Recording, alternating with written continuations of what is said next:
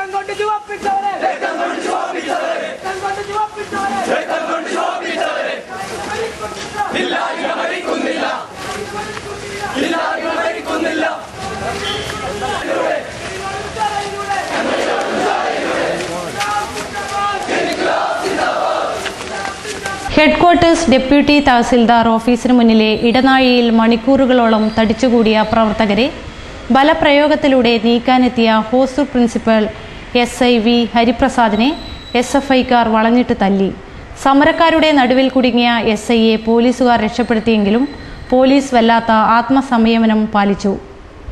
കോട്ടച്ചേരി കുന്നുമലിൽ നിന്ന് ആരംഭിച്ച പ്രകടനം താലൂക്ക് ഓഫീസിന് മുന്നിലെത്തിയപ്പോൾ തടയാനെത്തിയ പോലീസുകാരുടെ കണ്ണുവെട്ടിച്ച് മതിൽ ചാടി സമരക്കാരിൽ ചിലർ താലൂക്ക് ഓഫീസ് കെട്ടിടത്തിനുള്ളിലേക്ക് ഇരച്ചു കയറുകയായിരുന്നു. തുടർന്ന് അവശേഷിക്കുന്ന സമരക്കാരും താലൂക്ക് ഓഫീസിന്റെ മതിൽ ചാടിക്കടന്നു. SFI ജില്ലാ പ്രസിഡന്റ് ശിവപ്രസാദ് സമരം ഉദ്ഘാടനം ചെയ്തു. Joint secretary TV Rajesh Kumar സ്വാഗതം പറഞ്ഞു.